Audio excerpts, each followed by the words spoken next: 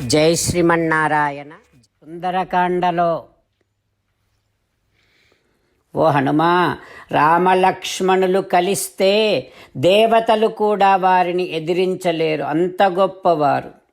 మరి అంత గొప్పవారై ఉండి కూడా రామలక్ష్మణులు కిమర్థం మాం ఉపేక్షతః, నన్నెందుకు ఉపేక్షిస్తున్నారు హనుమా అంటూ సీతమ్మ హనుమను అడుగుతోంది. సీతమ్మ హనుమతో, హనుమా, నన్ను రామలక్ష్మణులు కాపాడటం లేదు, ఉపేక్షిస్తున్నారు అంటే దానికి ఏదో ఒక భయంకరమైనటువంటి పాపము, మహాపాపమే నేను చేసి ఉన్నానేమో, అదే కారణమై ఉంటుందేమో. మమైవ దుష్కృతం కించిత్ మహతి అస్తి న సంశయః, నేను ఏదో మహాపాపమే చేసి ఉన్నానేమో, అందుకే రామలక్ష్మణులు ఉపేక్షిస్తున్నారు, నన్ను కాపాడటం లేదు.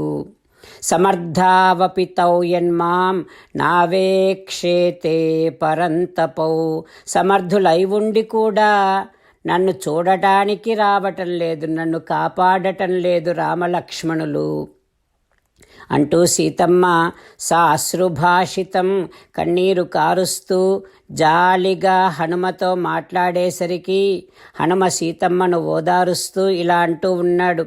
ఓ సీతాదేవి, నువ్వు అలా అనుకోకు తల్లి. రాముడు ఇంకొక విషయాన్నే ఆలోచించలేకపోతున్నాడు, సర్వాత్మనా నీ గురించే ఆలోచిస్తున్నాడు, దుఃఖిస్తున్నాడు. నిజమే చెబుతున్నాను తల్లి, ప్రమాణము చేసి చెబుతున్నా. అయితే రామే దుఃఖాభిపన్నే చ లక్ష్మణః పరితప్యతే, రాముడు దుఃఖిస్తూ ఉండటం వలన లక్ష్మణుడు కూడా దుఃఖిస్తూ ఉన్నాడు తల్లి. అమ్మా, వారు నీకోసము అన్ని రకాల ప్రయత్నాలు చేస్తున్నారు రామలక్ష్మణులు. ఆ ప్రయత్నాల క్రమములోనే నేను ఇక్కడికి వచ్చాను. మరి నేను ఇక్కడికి ఎట్లా వచ్చాను? మహాప్రయత్నము చేసి వచ్చి నిన్ను చూడగలుగుతున్నాను తల్లి. అమ్మా, ఇక ఇప్పుడు నువ్వు ఏడవవలసినటువంటి సమయము కానే కాదు. తొందరలోనే నీ కష్టాలు, నీ దుఃఖాలు అన్నీ తొలగిపోతాయి తల్లి. చూస్తూ ఉండు సీతమ్మ, మహాబలవంతులైనటువంటి శ్రేష్ఠులైనటువంటి రామలక్ష్మణులు త్వరలోనే ఈ లంకనంతా కాల్చేస్తారు. నిన్ను చూడాలి అని చాలా ఉత్సాహంగా ఉన్నారు తల్లి. రాముడు రావణ వధ చేసి నిన్ను ఇంటికి తీసుకొని వెడతాడు.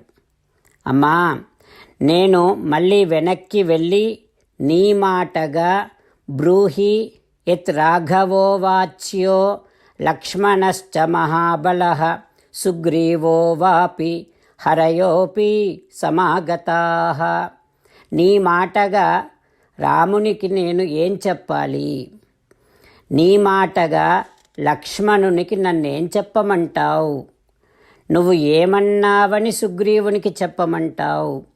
నీ మాటగా మా వానరులందరికీ ఏం చెప్పమంటావో చెప్పు తల్లి అని హనుమ సీతమ్మను ప్రార్థన చేస్తూ ఉన్నాడు. హనుమ సీతమ్మను అడుగుతూ ఉన్నాడు. అమ్మా సీతమ్మ, నేను వెనక్కి వెళ్ళి నీ మాటగా రామలక్ష్మణులకు, సుగ్రీవునికి, వానరులకు ఏం చెప్పమంటావు తల్లి అని అడగగానే సీతమ్మ కళ్ళ నిండా నీళ్లు తీసుకొని, కళ్ళ నిండా నీళ్లు తిరుగుతూ ఉంటే ఇలా అంటూ ఉంది సీతమ్మ. హనుమా, కౌసల్యా లోకభర్తారం సుషువేయం మనస్విని తం మమార్ధే సుఖం పృచ్ఛ శిరసా చ అభివాదయ.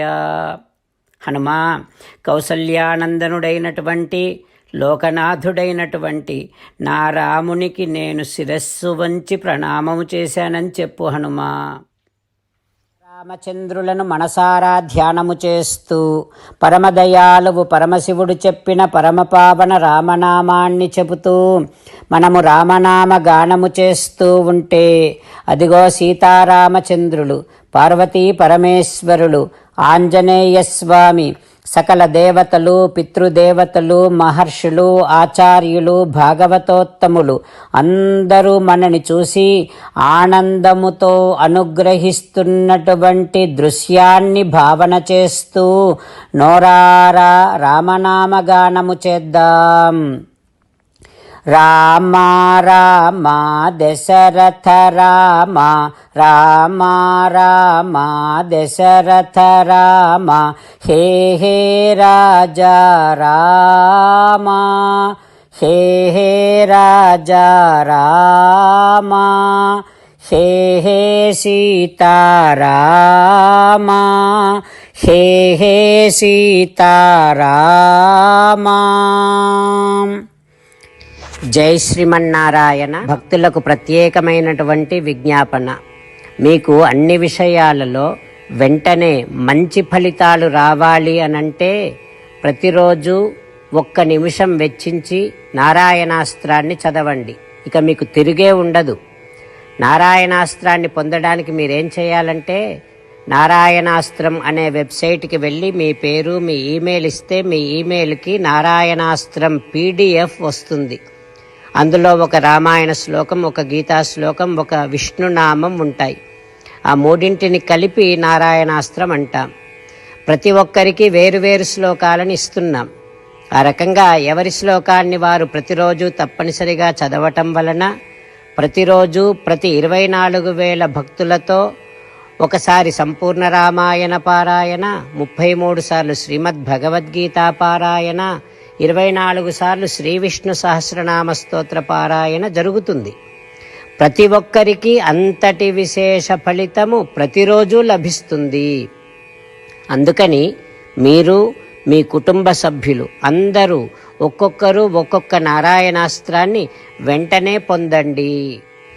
జై శ్రీమన్నారాయణ. శ్రీమద్ భగవద్గీత సారాంశముగా 18వ అధ్యాయములో 65 నుంచి 69 శ్లోకముల ద్వారా శ్రీకృష్ణ భగవానుడు మనందరినీ ఒక 8 పనులు చేయమని చెబుతూ పరమాత్మ ఈ రకంగా అంటూ ఉన్నాడు.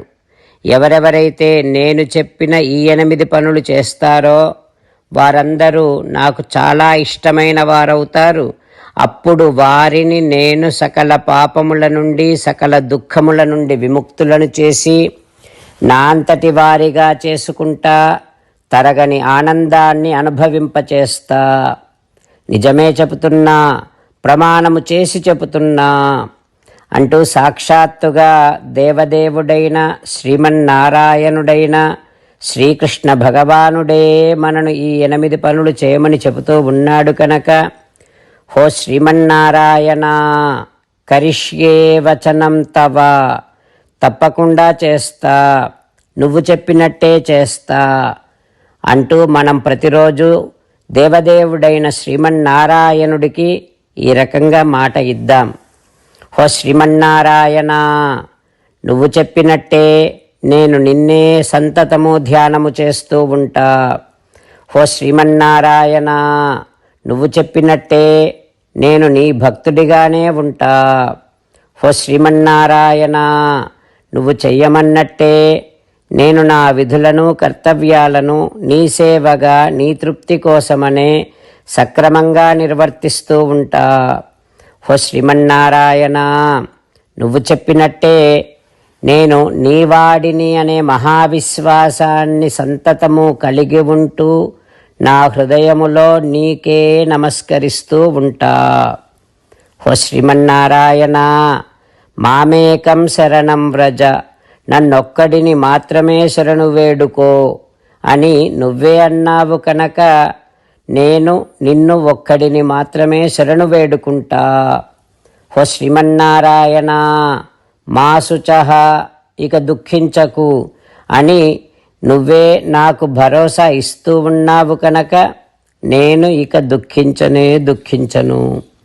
హో శ్రీమన్నారాయణ, నువ్వు చెప్పినట్టే నువ్వు నా కోసమని చెప్పిన శ్రీమద్భగవద్గీతను ఎప్పుడో ఒక్కసారి కాకుండా ప్రతిరోజు కనీసం 1 శ్లోకాన్నైనా అనుసంధానము చేస్తూ గీతోపదేశాన్ని జ్ఞాపకం చేసుకుంటూ ఉంటా.